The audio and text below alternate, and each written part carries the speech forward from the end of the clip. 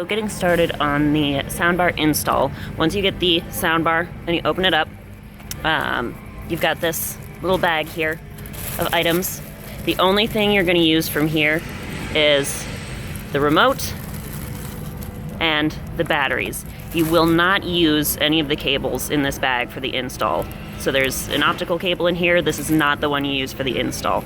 So just put that aside. You're just going to use the remote, the batteries, the soundbar, and then the power cable that's in the bottom here. So that's it from this box. Get this box from the warehouse.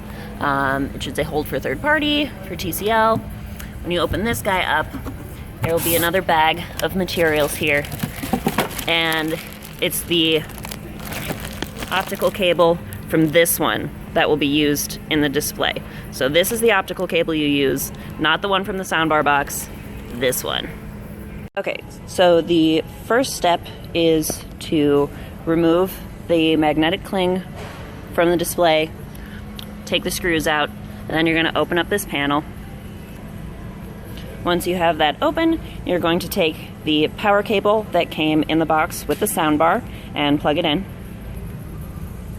You're going to plug the one end into the soundbar and then the other end into the power strip inside the display. So we have the soundbar plugged in. We're going to use the remote and the batteries that came with it to power it on. Alright, you're going to use the mode button on the remote just to make sure that the light on the front is white. So that's the setting for the USB. Then we're going to go into the bag that came with the third-party box and retrieve the USB. And then we're going to plug this into the back of the soundbar. Alright, once that is plugged into the back, look at the front and you'll see that the light is flashing red and purple. What you're going to do then is press the play button on the remote. It will turn to solid red. You're just going to hang out for a second.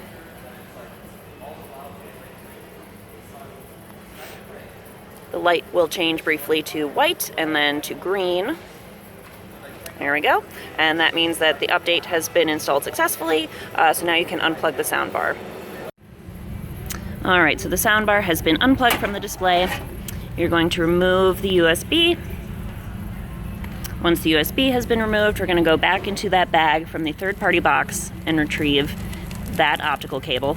Again, you only want to use the optical cable that came in the third-party bag with the instructions. Only this optical cable, not the optical cable that came with the soundbar, the one that came with the third-party box.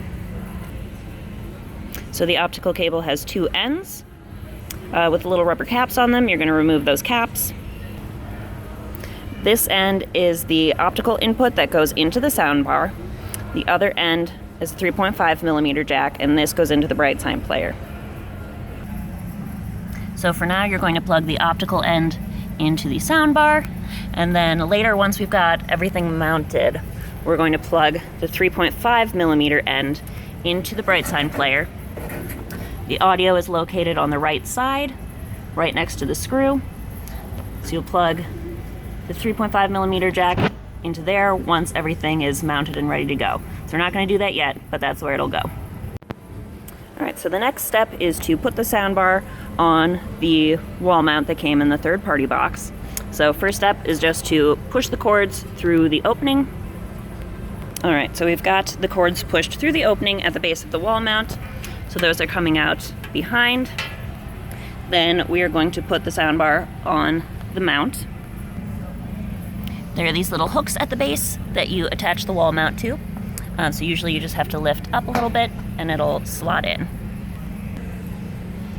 Then you'll go back into the bag with the instructions that came in the third-party box, and you're going to retrieve the bag of screws. The ones you're looking for are the ones labeled to secure the soundbar. So you're going to grab those and you're going to screw them in to little screw holes at the base of the mount on the back side. Once those are screwed in, we are ready to unmount the TV from the end cap. So at this point, I like to go into the display on the power strip and just power everything off. Behind the TV, you're going to want to unplug the HDMI cord on one side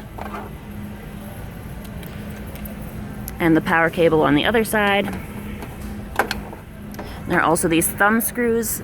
So occasionally, apparently it's not on this one, but there are usually thumb screws in these locations holding the TV in place.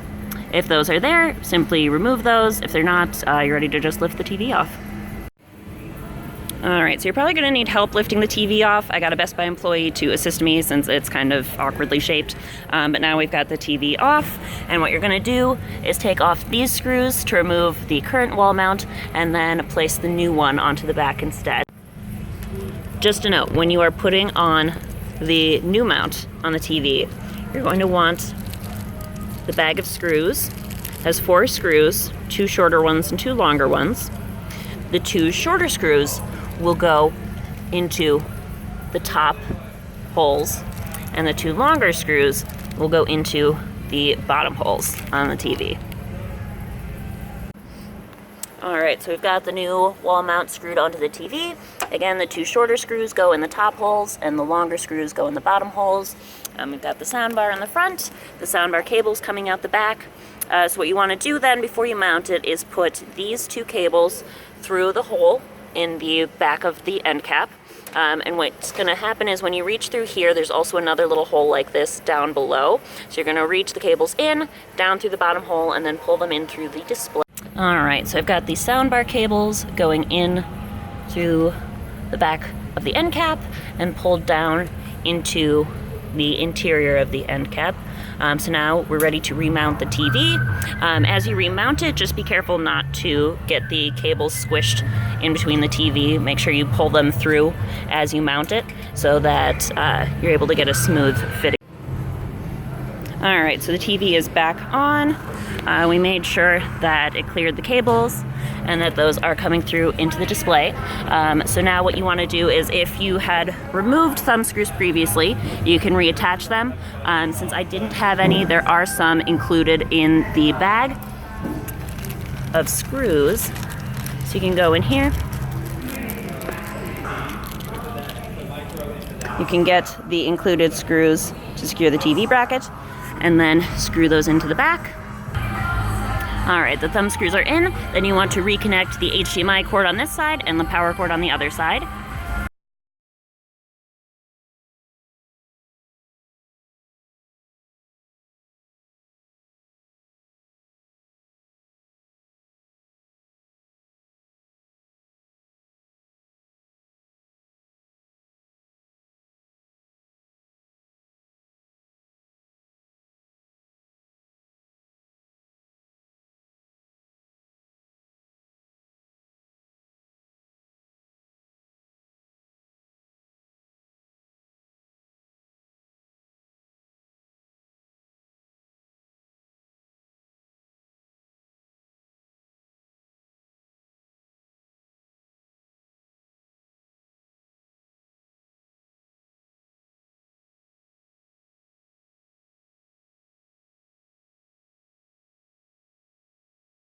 Alright, so now we should be ready to power everything back on. We've got the new micro SD card installed. We've got the soundbar power cable plugged into the power strip.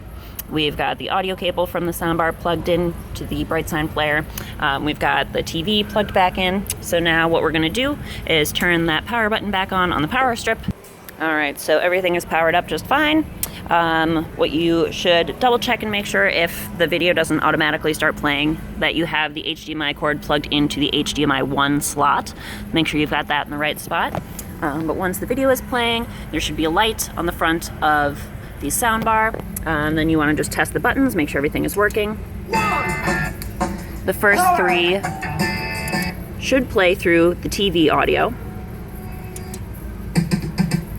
And then the last one should play through the soundbar. And just double check that the volume controls work.